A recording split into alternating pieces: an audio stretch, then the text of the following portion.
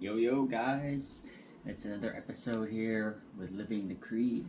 I'm your host Jesse. Today I'm just going to talk a little bit about my conversion story because my conversion story is probably a little different than yours. Uh, so I didn't grow up Catholic. My family, my mom, she was a lukewarm Christian, I guess you could say, in a Protestant term, in that she believed God was real. She just didn't care. She was going to live her life how she wanted to.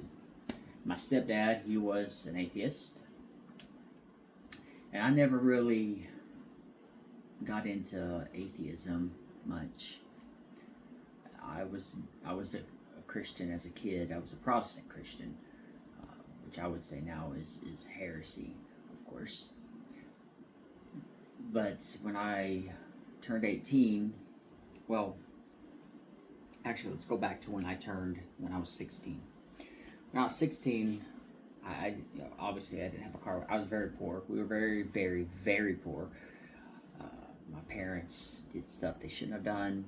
They got government assistance and used that on things they should not have used it on. So we didn't have a lot of food. Church buses would come and get me for Sunday school. I was going to a Baptist church. I was baptized in a Baptist church, Powell's Valley Baptist. I remember. Good people. They're good people there. They're trying to do what's right. Even if it's not right, they think it is. They're trying their best. So when I was 16, I lived in an apartment, a nice apartment, for compared to what I was used to living in. All bills were paid, so as long as the rent was paid, then we had hot water, we had electricity, all that great stuff. But we lived there for I think like 6 months, and it was in June.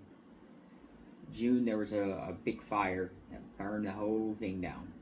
Everybody in it had to move, and one guy even died in the fire. And so we ended up moving. I love to walk. We ended up moving into some other apartments, and we ended up living right down from the Catholic Church. Never really thought much about it. I didn't even really know anything about Catholics other than what I saw in the movies. They killed vampires and hunted demons. That's what I knew from the movies. That's all I knew from, because I was a big horror movie fan. So all I knew about the Catholic Church is that they killed vampires and hunted demons in the movies. So when I turned 18, or right before I turned 18, right after I graduated high school. It was about a month after I graduated high school. Again, in June, this was the very next year. In June, my grandmother died, and this is significant to me because I feel like my grandmother was in heaven or purgatory, or maybe even hell, praying for me that I find the right path. So, fast forward 2 months later, I turn 18. I'm able to leave when I want to leave, so on and so forth. I didn't have a job. My parents tried to stop me from getting my ID, my birth certificate, things like that, because they didn't want me to work because they wanted to rely on government assistance coming from me or something like that. It was a whole big mess. I don't really want to go down that rabbit hole. That's some memories I'd prefer to forget. So I went to. I was walking. It was in September. I turned 18 in October. I was walking, or August. I was walking. I was trying to find a church to go to every day because I was getting more religious. And I was walking by the Catholic Church, and I saw that they had Mass on Tuesday. Or I would call it, at the time I called it a service. We didn't call it a Mass. But I saw they had services on Tuesday, Friday, and Sunday. So I thought, okay, this is a check mark.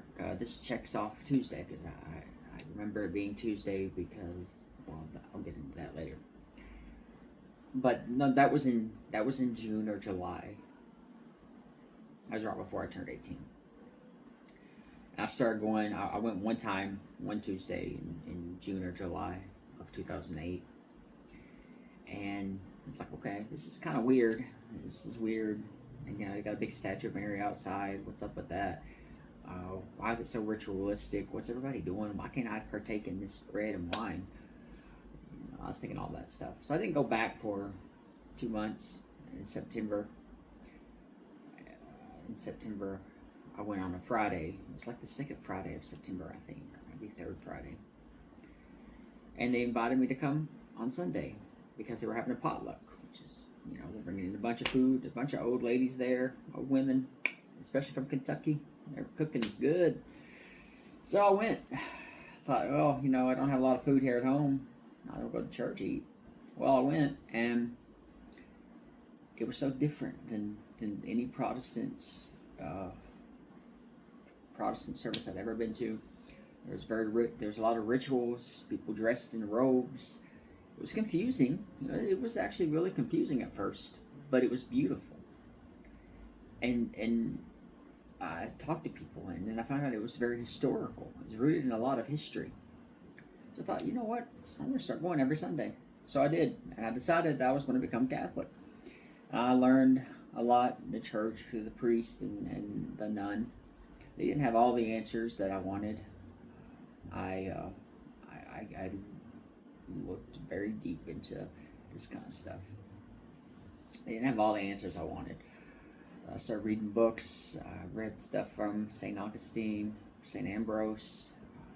I read history, the church, that kind of stuff. I found out that this is actually really nice. This is beautiful. There was one thing that I had trouble with. At the time, I didn't have internet, didn't really have a cell phone, all this great stuff. So I couldn't really go online and look. But the one thing that bothered me, one thing that I had the most trouble with, was one doctrine of merit. It wasn't the Assumption. You know what? For me, that really didn't matter much. It's like, okay, whatever, you believe that. It wasn't the Immaculate Conception, because that just makes sense. It wasn't her perpetual virginity. It's okay, whatever. You can say that. That's fine. I have no problem with that.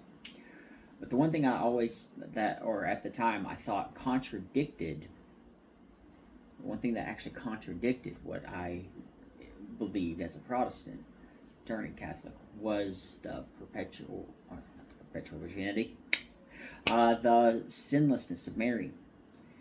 That was the one hurdle. That was the final thing to go. And as I was becoming Catholic, eventually I just said, nah, you know what? I trust the church. I've seen the historical evidence. I believe what they're teaching. And if they teach, if everything else is right, and the Pope has said this, it just makes sense. Fine. I'll just trust the church. I might have my doubts, but I'll trust. And I ended up being confirmed in April. And I had my first Eucharist, my first confession. I loved it. I loved confession. Confession is, to this day, still the sacrament I hold near and dear to my heart, because I'm a very sinful person. I am a sinner among sinners, just as St. Augustine was, a sinner among sinners. But fast forward a little bit, I told you my parents, they weren't the best people in the world. They tried their best to stop me from getting all this stuff. The church actually helped me get into college, because my parents weren't helping me with that. They wouldn't do the tax forms. They wouldn't, like I said, they wouldn't help me get my ID. The church helped me get my ID, helped me get my birth certificate, helped me get my social security card. They helped me get my first job. I worked in the summertime, which leads me to the next point. Worked in the summertime at a Boy Scout camp, thanks to this guy named Bill Montgomery. He was the director of the Boy Scout camp. Hired me in as a cook. And I met this other guy and his wife. They were the medics there, CJ and Heather Tackett. And they took me in. About a month later, my family was mad because I talked to my counselor. I'm like, what should I do? They're trying to take every bit of the money that I'm making. And she said, pay half of everything. Don't let them do that. I did. I had a big argument with my family. Mom said, okay, then get out. I said, fine, I will. And I messaged Bill. Bill got in contact with CJ. We moved in with CJ, got my stuff for college figured out. I ended up going to college in 2000. 2010. Yeah, it was 2010. I ended up going to college, to Southern Baptist College. Chose Southern Baptist College on purpose, though. I was Catholic. I wanted to learn about my faith. But while I was living with CJ and Heather, I ended up being able to get a cell phone, got another job, had internet, and I got myself in order. And I learned a lot about my faith then. I started listening to this guy, one of the guys I started listening to is this guy named Tim Staples. Tim Staples has helped me a lot in my journey as a Catholic, especially with anything dealing with Mary. Most of the sinlessness. He has a wonderful book called Behold Your Mother. I don't have it with me. I just moved to the Philippines not too long ago, and I got to find my books. It's on my Kindle, though. I've got my Kindle in the kitchen. It's called Behold Your Mother. Wonderful book. Highly recommend it. Not a sponsor. I'm just starting out as a podcaster. It's not a sponsor. It is just me being completely honest. You should get the book and read it, or at least listen to Tim Staples on YouTube, on Catholic Answers. And then I also started listening to Scott Hahn. I started listening to debates. Debates were my favorite thing. I love debates. First Catholic debate I listened to was Father Pacwa and Father Pacwa versus Walter Martin. And Pacwa is a very smart man. I think he's still alive. I think I've seen some stuff on YouTube that he pops up on daily masses on EWTN. Father Pacwa is a very smart man. He's a man that I admire, that I look up to. And if I had ever went to the priesthood, I'd want to be a priest like him. I've heard some tough things about the Jesuits, but he's a good Jesuit priest. But I started listening to all this, and I thought, well, I want to go to a Southern Baptist University to learn about my faith, because people there are not going to be very friendly to Catholics. And so I'm going to have to know my faith to talk to these people. And I did. And so I went to the Southern Baptist University. I learned a lot. This was in 2010 to 2014. I remember in 2013, there was a guy who was an atheist. This is how anti-Catholic the part of Kentucky I was in. He lived in the same town as me, actually. He was an atheist. And I started talking to him about why I'm Catholic, why science and history, because I was also looking into science, history, things like that further led me to be Catholic. Science is a big reason I'm Catholic, actually. And actually, I'm working on another degree now, in astronomy. And I love it. I want to get my master's in it, space studies. But I talked to him, and he went home to his grandma, who was, she's probably Pentecostal. Older ladies like that are usually Pentecostal. I remember him telling her, or he told her, that he was considering becoming Catholic, no longer an atheist. And I kid you not, he said that she told him she would rather him be an atheist than a Catholic. Now that is crazy stuff right there. She would rather him be an atheist than a Catholic. That is how anti-Catholic where I grew up. And people just did not like Catholics. And that showed me, though, that I was doing something right.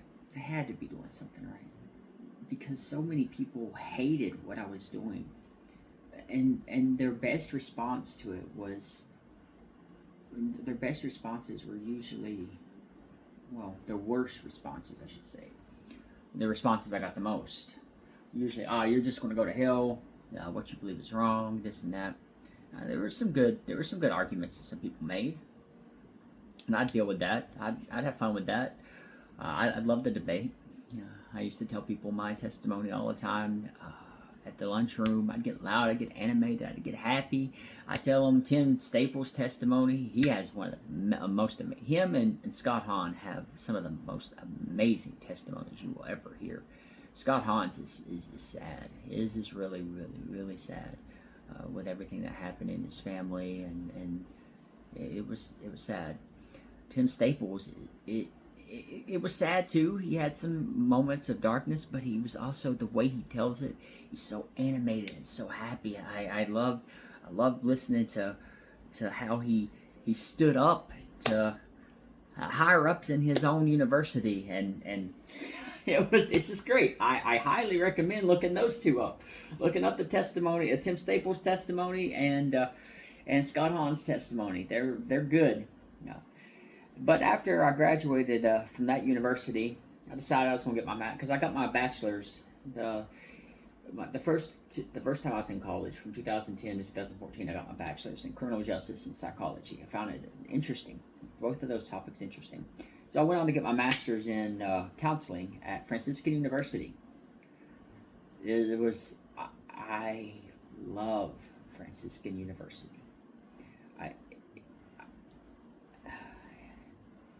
If I was not doing online college and I still lived in America, I would go back to Franciscan.